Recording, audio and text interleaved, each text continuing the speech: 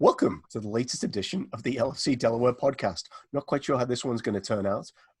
We weren't able to secure our guest today, although if you haven't seen the Cy Hughes episode that we recorded this week, thoroughly recommend that you go and track that one down. Simon shares a lot of really interesting stuff with us, some insights that you may not get elsewhere. As usual, before we get going, some public service announcements. Want to talk about Catherine Rooney's, which has got some exciting news. Tim's going to share that with us, right? Yeah. So June 1st, which is Monday, 2 days from now, Catherine Rooney's will be open for indoor dining once again. There are some very important things to note. All the tables, they've spaced out. I've actually seen they were featured in an article from a Washington, D.C. paper. Talking about like the precautions that they're going through. So all tables are socially distant from one another, but you absolutely need a reservation. You have to wear a mask when you enter the restaurant until you're sitting at your table. So if you get up to use the restroom, you have to put your mask on to go back to the restroom. You have to put your mask on to go back to your car. And then they're limiting the reservations to, I should have researched this better. I believe it's an hour and a half. I think so it if your reservation is at 5, you have until 6:30, and then you have to get out because that's when the next reservation is, so they can clean your table and prepare it for the next person to eat there. There's a whole lot of hoops for them to jump through, but they're jumping through them, and we're getting things back going. So good luck, Rooney's. And they're still doing takeouts as well. Oh, yeah, okay, good. Yeah. Because I can cross the border from Pennsylvania now, so that's fantastic. No, which you haven't done for a long time. Good. The law. So we're also want to talk a little bit about koozies, which I think everyone's got now, right? Do they have their koozies? I have them. Oh, I have them. Right. Yeah. I do. I got a pack of 4. Came in the mail. So Charlie needs to talk about them because he's the only one who came prepared. Charlie has one of my 4. Mm-hmm. I have 2. So here's 2 of my 4. That's true. Yes, very nice. Not only do they protect the beer from said external heat, but they also stop the sweat and keep your hand from being too cool, maybe. And identify Anyway. you clearly as a member of our supporters club. Clearly, Yeah, yep. Important And part. yep, you can get them directly from OLSC Delaware, a pack of 4, including postage, Yeah. and $20, and it'll be at your door very, very shortly. As soon as I can get to the post office. Yeah. lfcdelaware@gmail.com if you need to get those.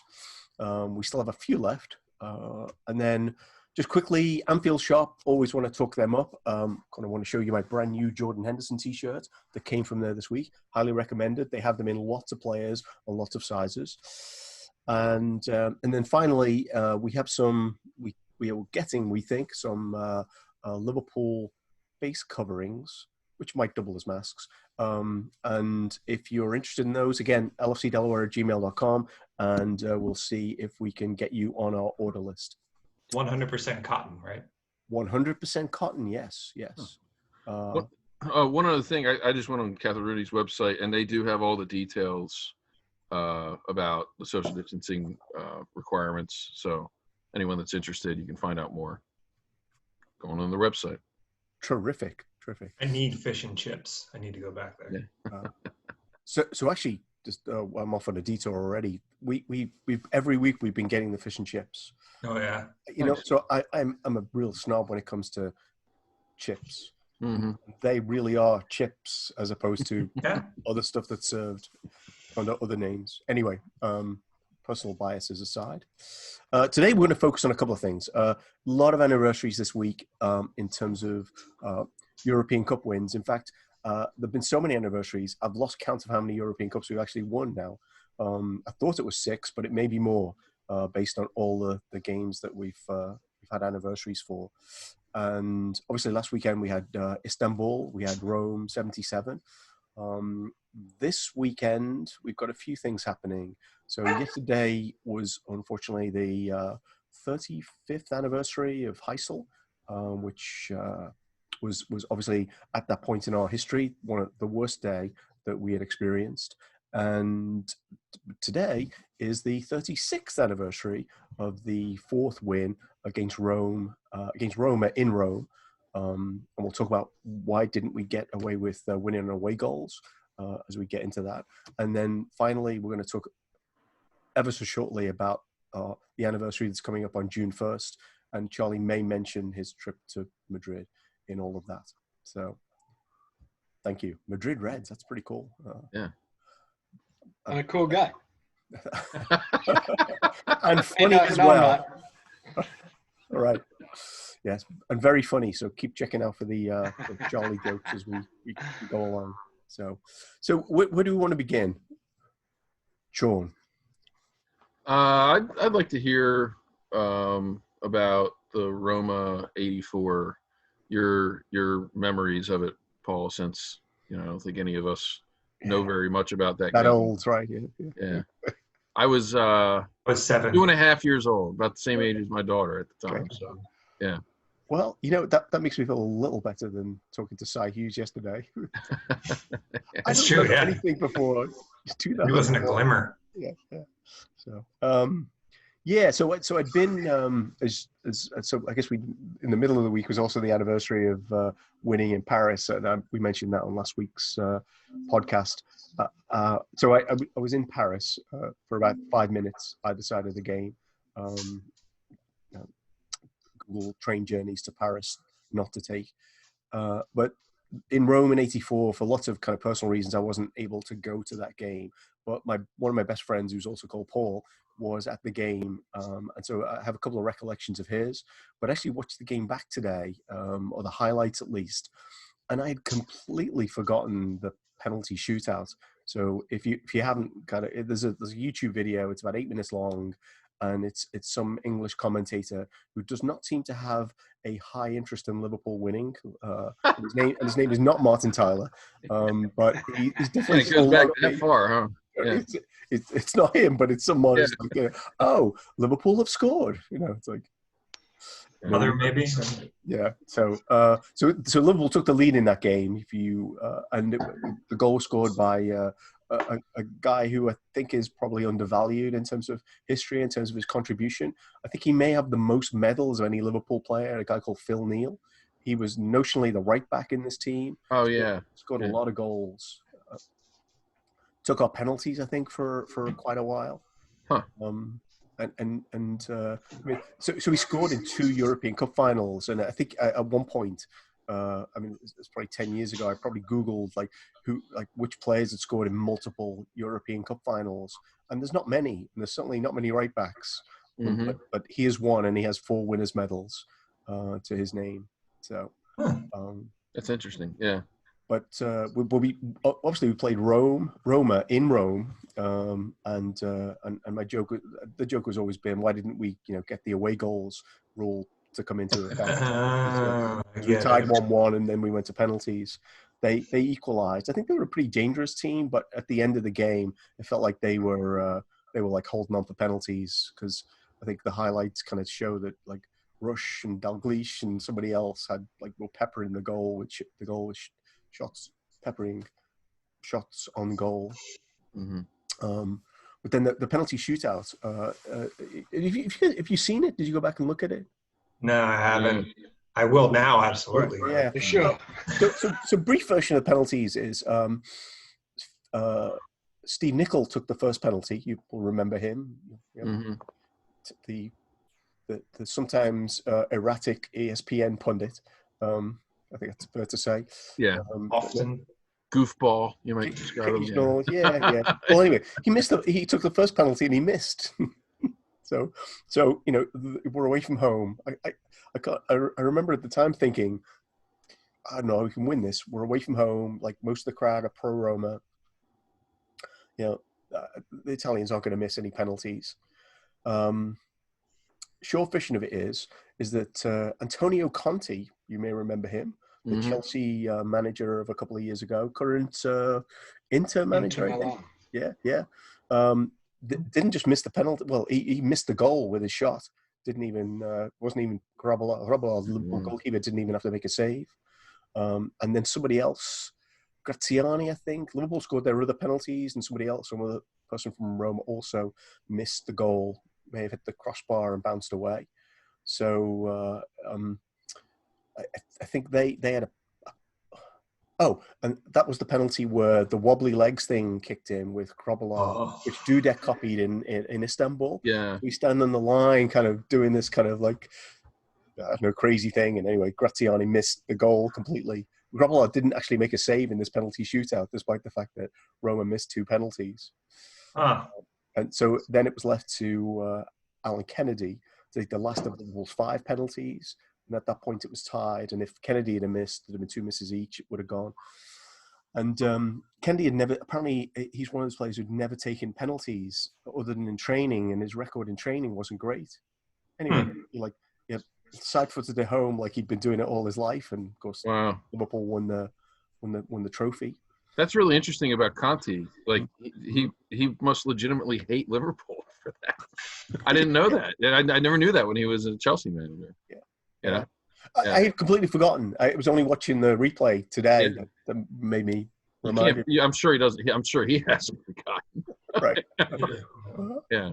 Well, it makes me wonder, because I saw an interview this week actually with Ancelotti, because the Premier, on NBC Gold, they're showing some of the like Premier League shows that they're starting to do, and someone interviewed Ancelotti, and the question they asked him was about like, did he know how good the Everton team was in 1985?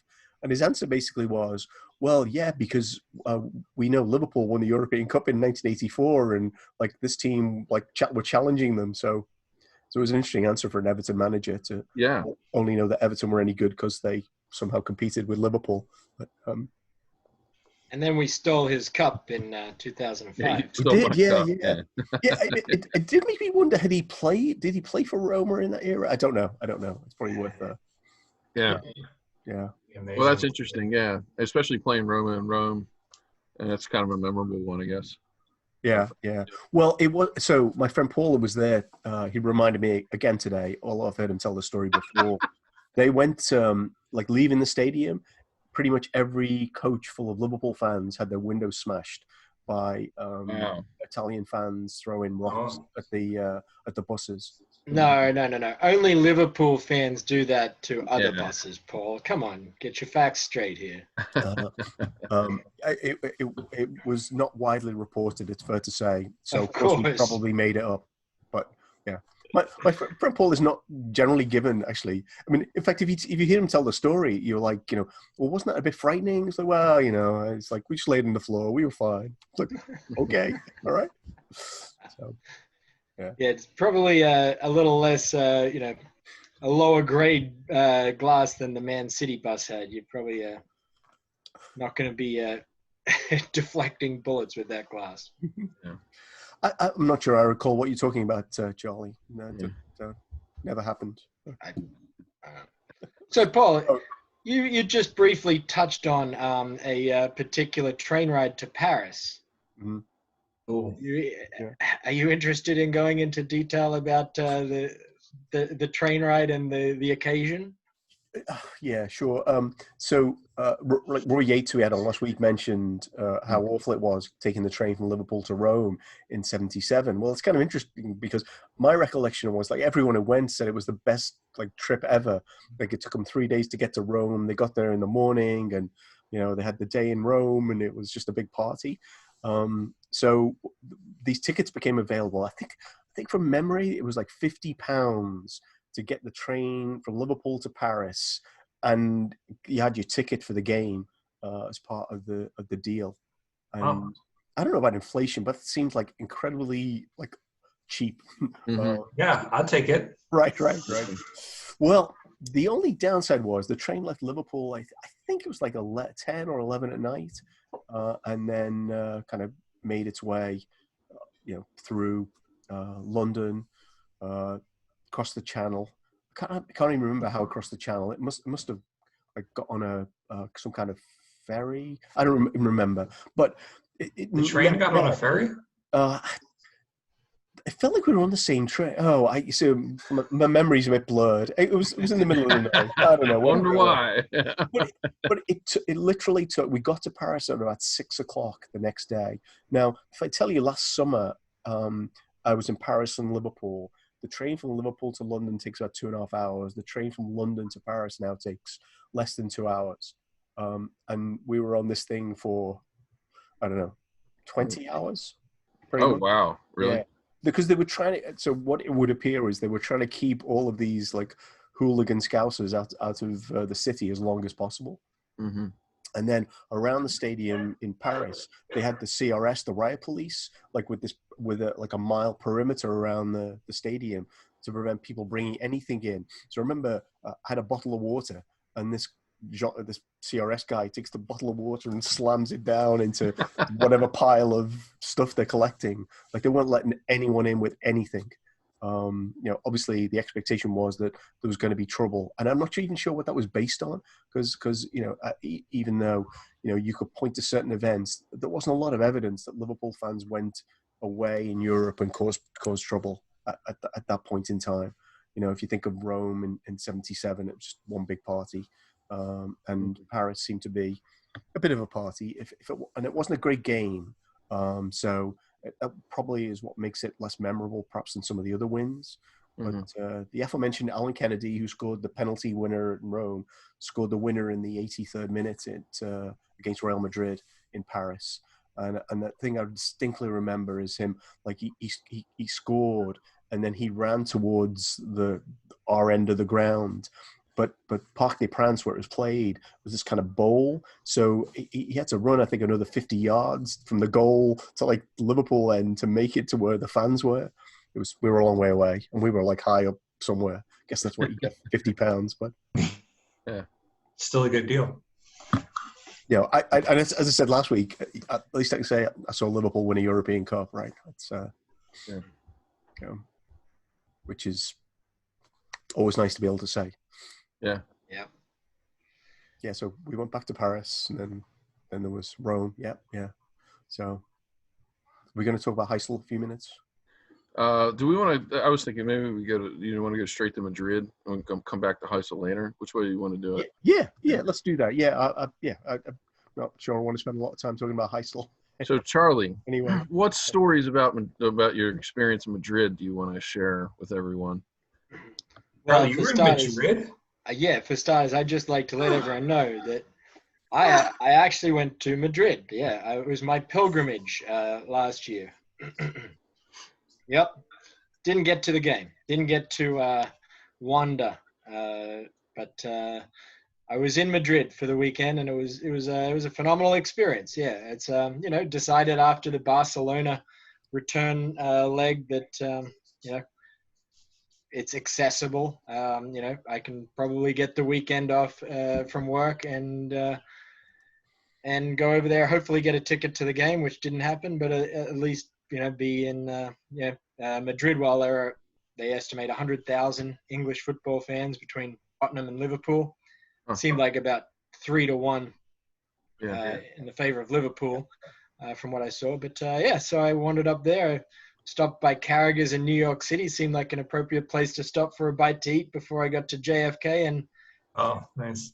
Jetted over there.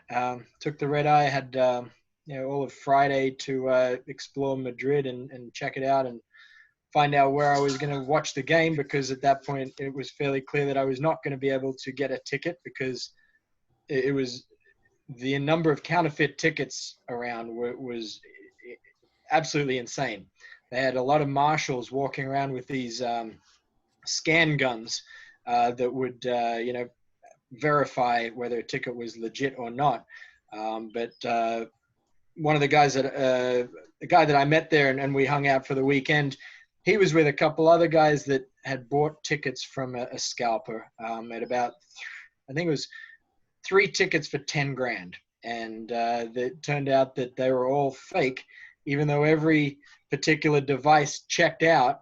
The only way you could tell that it was in fact not legitimate was that those seats did not exist in that particular row of that section. So, So they actually got them scanned before the game to check and make sure they were legit, and then it turned out they weren't legit? No, they didn't get a chance to scan them before they bought them, and two of the guys ended up buying them, but they didn't get a chance to scan them. And then whether they scanned them, and that was how it was, in fact, discovered that these were not legitimate tickets. They would not have got into the stadium with them. Okay. That was the day prior. So they then apparently on-sold them to another scalper and got most of their money back. One of the guys managed to get a secure ticket for $5,000 in a neutral section and jump a barricade within the stadium to get into the Liverpool end, I understand. It's like $5,000 US dollars. Whether it was 5,000 euro, I'm not sure. Okay, so probably more than More. Yeah. Ooh, So that was doesn't work in my brain. Yeah. So it was pretty apparent that I wasn't gonna be affording that, and so at that point I decided, let's just find a good spot. We did a nice pub crawl that night, and a really cool bar with a projector television screen that was about 120 inches, and got in there early the next day. We missed some of the fun in the Felipe Square, which was the Liverpool supporters designated area where all the usual suspects were performing for the crowd, and I mean, I'm sure you've seen photos. It was just a sea of Liverpool fans and people walking in there with cases of beer from about noon, and it just built and built and built, and that was pretty amazing. But we absconded down to this bar, which was a good thing, because if we waited until they shut that area down, they did not televise the area in that square, which is a little contentious. They were not really sure why the police worried about having so many people, I guess, getting excited over the game. So they disbanded it at, I think, about 5 o'clock that night. The game was starting at 8. But I mean, if we waited until they closed that down, there wasn't a bar within a 20-minute train ride of Madrid that could fit people in at that point. They were all full. We had people calling us, where are you? We're like, well, we're here. Say, oh, can we get in? Like, there's no way. You got a line of 20 people outside the place hoping that they can squeeze their way in here. So, anyway, so we saw a great game, and then went out and celebrated that night. And yeah. So you were in the square where all like Jamie Webster and the Anfield Rap guys? Yeah. We got there a little before noon, and I think we were there until about 3 or 4 before we decided we'd better secure a spot in a bar before and we'd planned out a few different options, all down near Puerta del Sol, which is more in the center of Madrid. The Felipe Square was I guess about a half an hour walk outside of the center of Madrid, but within Madrid there were 4 designated squares, and Puerta del Sol was one of those where it was neutral, but there were marshals there and set up stores and kiosks and this and that and the other thing, a little bit of music and so on, but not geared to one team or the other. And that was where it was all going on, especially after the game. And it was a beautiful day in sunny Spain, right? It was warm, yeah. Looked that way, yeah. So I have a question on that. How many scouts did you think got sunburn on that day? All of them. In that square, yeah. That's what I'm thinking when you said you were there from noon to 4. Like, man, exactly. There's some he people said that, probably I got a sunburn just hearing him say we were there at noon. Yeah. The answer is all of them, Paul. All of them. But it was really cool. One of the most enjoyable things before the match was seeing all the banners, because people from apparently very early in that morning had come and set up their banners. They had a bunch of these temporary fences around particular objects that they didn't want anyone to get into, and then just in random places for people to hang their banners. And that was really fun, taking photo of the enjoyable ones. And being from Brisbane, I saw the Queensland, Australia, Liverpool Supporters Club flag hanging.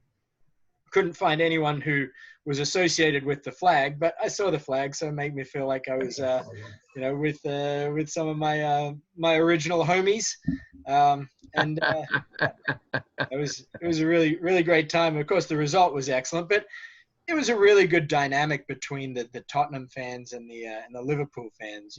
Because it doesn't seem to be a bitter rivalry. It's almost, to me, the enemy of my enemy is my friend. So I feel like Tottenham's one of the teams that I have a little bit of a soft spot. Less and less so now that Jose's in charge, but let's not go there. Mm-hmm. Yeah. Just to reinforce that, my cousin, if I told you this, is a season ticket holder at Tottenham. Ooh. I don't know. Is that right?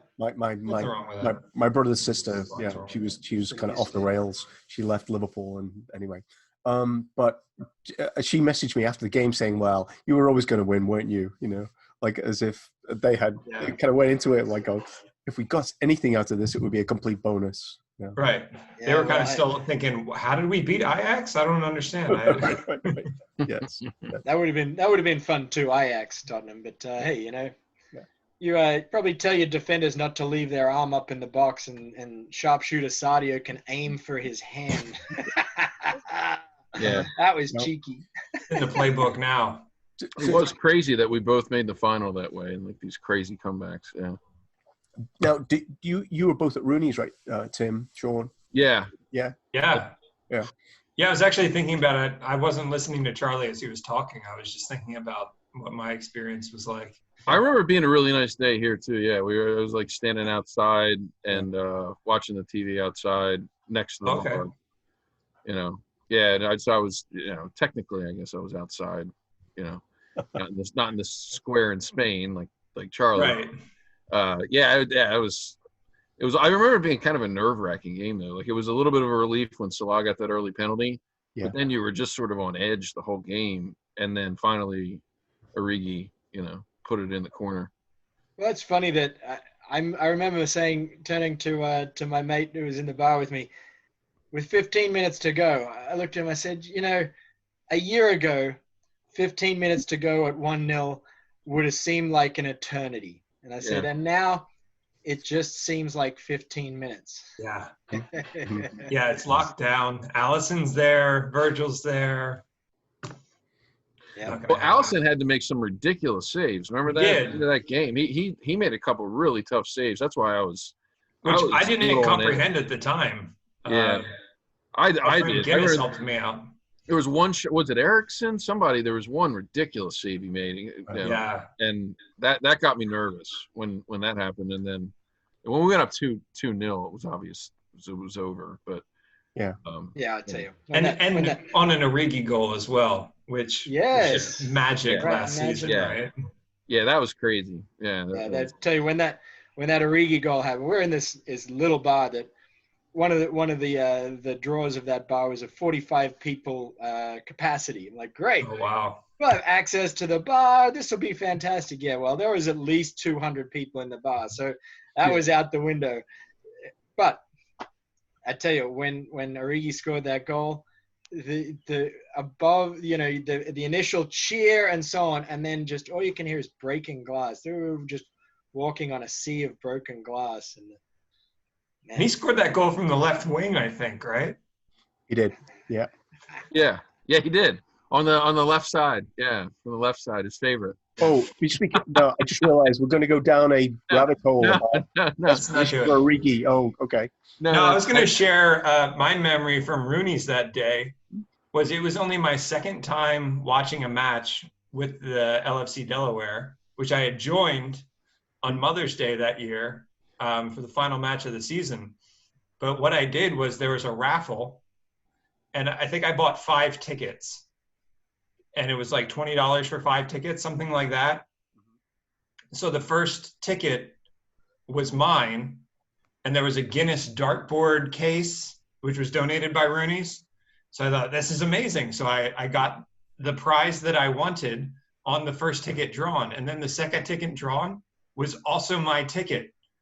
And I knew no one there, and I felt like a complete jerk about it. So I gave it to who I now know is Cameron Newbury, I said, here, take this. I don't want to Cameron, be the give guy it who back. won. Give it back. Give it.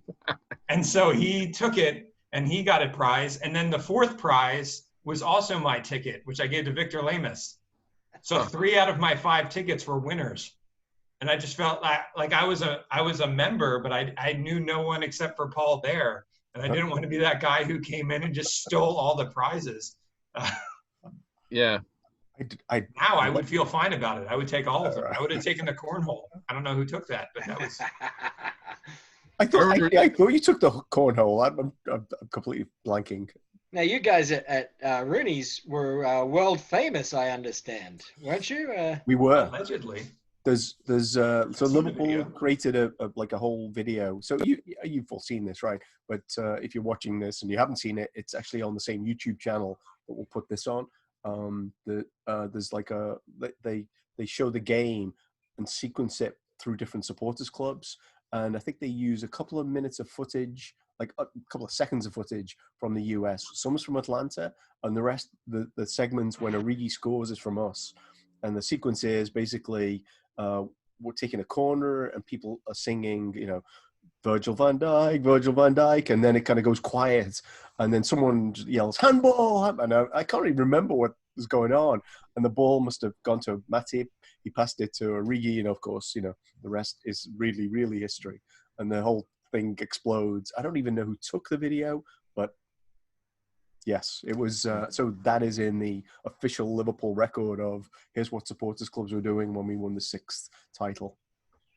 Yeah, I remember being surprisingly just nervous for that game. I don't know. Like I didn't think I would be, and then the day of, I was like, crap. What if we don't win this game? Well, it's funny. So LFC TV had shown a replay of the Istanbul 2005. Yeah. 2006, 2005. And watching that, it was the first time on Memorial Day I watched it, and I remembered, or I thought about the fact that if I had watched this more intently before the final last year, I may have been more nervous, just like fearing like some sort of retribution from the universe. Like we came back and we stole one, so clearly Spurs are going to come back and steal one. I'm glad I didn't. Yeah, I just remember enjoying Rooney's. For me, it just felt like we had such a great year. We had that amazing comeback against Barcelona. We finished with 97 points in the league. We deserved to win this game. Like that. That's the way it felt anyway. I think for everybody, it's like we deserved the way we played that year. And yeah, so it was just. I was very relieved, excited, but relieved when Origi scored that goal. I think we had our pennants in 2007 and 2018. Yeah. In many ways, those were games. 2018 was playing too. Yeah. Honestly, and just the way that was lost, it just really stung. But hey, one of the things that I really took away from that was Klopp, half an hour afterwards, singing with all the Liverpool fans, saying we're going to come back again. That was just.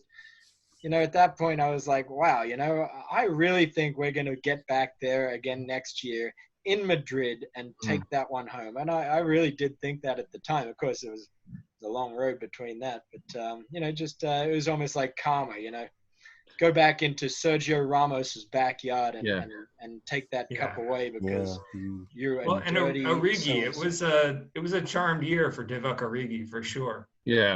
Yeah, between like the what was it, 93rd, 94th minute header against Everton. Everton one is the best one. Yeah. So I bought an Origi shirt like 2 minutes after he scored that goal. Yeah. Which my wife was wearing for Madrid because I had enough pints that it didn't fit by that point. But it was still a lucky shirt, so that was good enough. I'm blanking on the Everton goalie's name now, but he's only got small arms. Okay, moving on. Yes. So, but speaking of Origi, we walked out of the bar and I looked at my mate. I said, whose jersey you got to buy for that Champions League win? He said, it's got to be Origi, right? And I'm like, absolutely. So my Champions League jersey. It's a little confused because it's a current kit with the Champions League, 2019 patch and the Champions League 6. So it's a little confused, but Origi right there on the back because You wouldn't have had that shirt if it wasn't for Divock Origi, that's for sure. Yeah. That's right. Yeah, that was unbelievable. That was unbelievable that he scored that goal. Yeah. Excellent. Yeah. So I'm sure we could talk about Madrid for a lot longer, right? Trust me, I could go on for hours. Charlie could, for sure. Yeah. No, I know we want to. Before we move on from Madrid, I got to shout out to Madrid Reds. Yes. Who are based at the Triskel Tavern in Madrid. I wasn't able to go there to watch the game because they had a very, very high demand in a small venue. But if you're ever in Madrid as a Liverpool fan, I highly recommend the Triskel Tavern. It's about a little more than 5-minute walk north of Puerta del Sol. You'll find it very easily. Very cool. You'll go in. There's the upstairs bar, but make your way down to, I believe they call it the Cavern, which is it's like an old wine cellar, an old cellar, with what you'd imagine the stone arches, and they watch the games on a big TV there. So I'm sold. Swing by if you're in the area. Can I just check? Are we being sponsored by Madrid Reds for this show? Or do we just, well, I think they might help our reach. Yeah. All right. Okay. Good. That's true. They're hashtagged for sure. All right. Right. Good stuff. So that was Champions Leagues. Do we have time for any more? Anyone keeping track of time? Not at all, but I'm guessing. I think we're at about 35 minutes. Okay. I was thinking, Heisel's kind of a rough topic, especially for you, Paul. So if you want to touch on it, try to touch on it quickly. I don't know, but or we can maybe talk about it a little next week, even.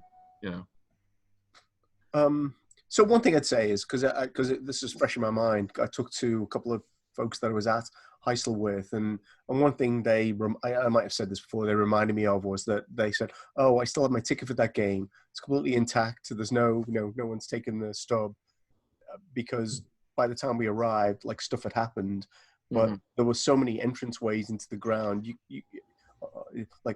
So you're saying about Madrid, and there's all these cordons of people checking tickets.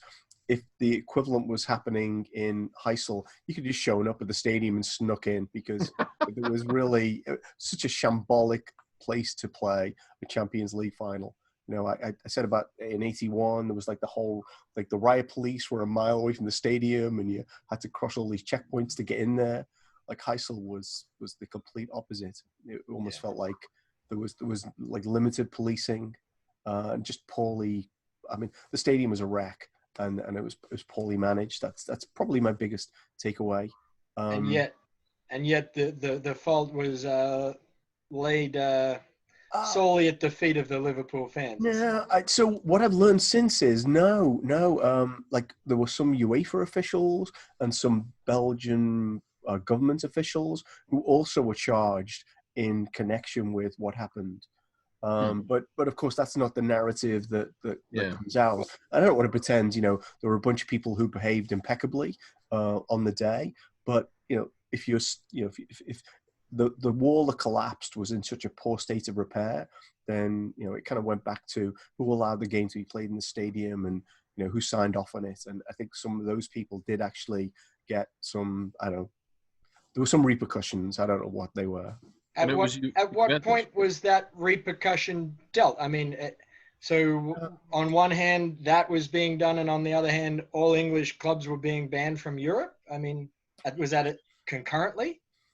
Yeah. It happened around the same time, but it's not news. I think that's the issue. It's like, news is, all these hoodlum football supporters that were trying to arrest and send to Louvain, which I think was the prison in Belgium. Can't remember that. But not much was made of the cases made against. So I think, I don't want to talk about Hillsborough, but I think there are more convictions around Heisel than there were around Hillsborough. Should probably leave it there. Yeah. So there was concurrent big stories going on, but only one being covered. That seems like something we can relate to. Yeah. Rupert Murdoch.